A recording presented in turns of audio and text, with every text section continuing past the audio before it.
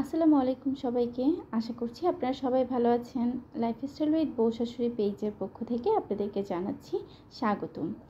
আজকে নিয়ে এলাম মাছের ডিম ভাজি, সাথে মাছ ভাজা ও পেঁপে দিয়ে চিংড়ি মাছ।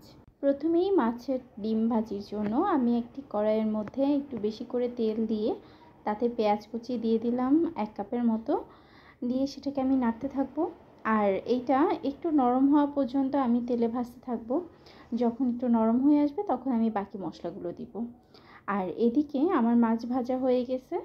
আর পেঁয়াজ কুচি যখন নরম হয়ে আসছে তারপর আমি একে একে লবণ, তারপর এখানে দিয়ে দিচ্ছি হলুদের গুঁড়ো পরিমাণ মতো, তারপর দিব একটু মরিচের গুঁড়ো আর সাথে দিব একটু ধনিয়ার গুঁড়ো। এগুলো দিয়ে একটু নাড়তে থাকবো একটু মশলাটা অল্প কষানোর জন্য। যখন মশলাটা একটু কষে আসবে তখন আচ্ছা, আমি এখানে আদা বাটা দিতে ভুলে গেছি, সামান্য একটু আদা বাটাও দিয়ে দিলাম, দিয়ে একটু নেড়ে নিব। তারপর যখন এটা একটু কষে আসবে তখন আমি মাছের ধুয়ে রাখা ডিমগুলো এখানে দিয়ে দিব। আর এখানে 2টো মাছের ডিম আছে, সেটা আমি এখন দিয়ে দিচ্ছি মশলার মধ্যে।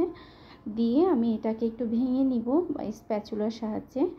এভাবে করে একটু ভেঙে নিতে হবে, তাহলে এটা একটু ঝুরি ভাজা হবে।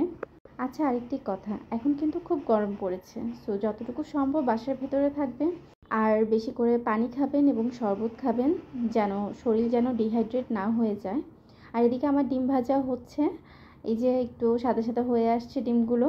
আর ওদিকে আমি আমার মাছ ভাজিটা করে নিব, সেটার জন্য একটু তেল দিয়ে নিলাম, তারপর কিছুটা পেঁয়াজ কুচি দিয়ে সেটা নরম হওয়া পর্যন্ত একটু করে নাড়তে থাকবো। এটা কিন্তু বেশি নরম আমি করব না, হালকা একটু কাঁচা ভাবটা যাওয়া পর্যন্ত আমি একটু নাড়তে থাকবো। এখানে দিয়ে দিব সাথে 2টো কাঁচামরিচের ফালি, সাথে সামান্য একটু লবণ পেঁয়াজের পরিমাণ বুঝে, আর একটু ধনিয়ার গুঁড়া ও সাথে একটু হলুদের গুঁড়া দিয়ে সেটা নেড়ে আমি ভেজে রাখা মাছগুলো, যে মাছগুলো ভেজে রেখেছিলাম সেগুলো আমি এটার মধ্যে দিয়ে দিব, দিয়ে একটু করে নাড়তে থাকবো। মাছগুলো একটু উল্টে পাল্টে দিব পেঁয়াজের সাথে, মশলার সাথে, যেন একটু মশলাটা গায়ে লাগে। তো এভাবে করে দিয়ে আমি মাছগুলোকে একটু উল্টে পাল্টে নিব। মাছের গায়ে এই পেঁয়াজ আর মশলাটা সেটা যেন ভালো করে মিশে যায়। আর এভাবে করে কিছুক্ষণ উল্টে পাল্টে নেওয়ার পর আমার মাছ ভাজি রেডি হয়ে যাবে।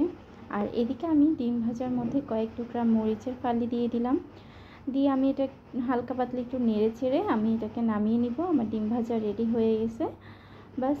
আর ওদিকে আমার মাছ ভাজাও রেডি হয়ে গিয়েছে। এই যে মাছগুলোর গায়ে পেঁয়াজ মশলা সব লেগে গিয়েছে। এখন আমি মাছ ভাজাটা করে নামিয়ে ফেলবো। আমার মাছ ভাজা রেডি। আর এখন আমি পেঁপে দিয়ে চিংড়ি মাছ বসাবো। তো সেটার জন্য আমি একটা প্রেসার কুকার বসিয়ে দিলাম চুলার মধ্যে, বসিয়ে সেটাতে কিছুটা তেল দিয়ে আমি পেঁয়াজ বাটা দিয়ে দিলাম সামান্য পরিমাণে।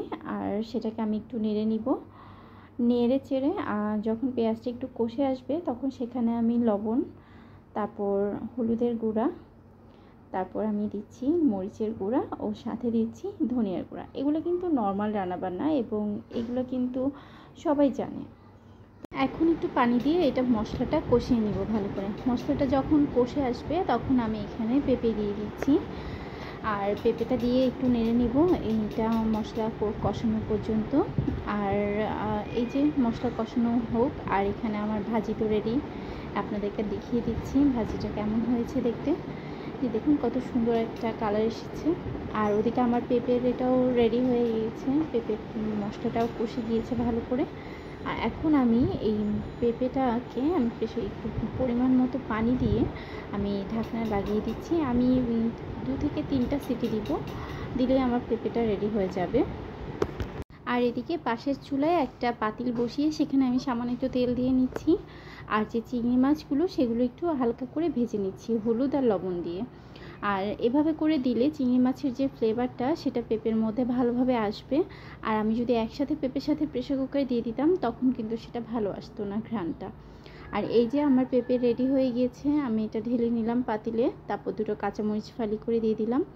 এখন আমার রান্না রেডি। সবাই আমাদের জন্য দোয়া করবেন, লাইফস্টাইল উইথ বউ শাশুড়ি পেজের পাশে থাকবেন, সাথে থাকবেন। আর আমাদের ইউটিউব চ্যানেলে সাবস্ক্রাইব করে দিবেন। আর পাশে একটা বেল আইকন আছে, সেখানে একটু ক্লিক করে দিবেন যেন নতুন কোনো ভিডিও আসলে সেটা আপনারা এনজয় করতে পারেন।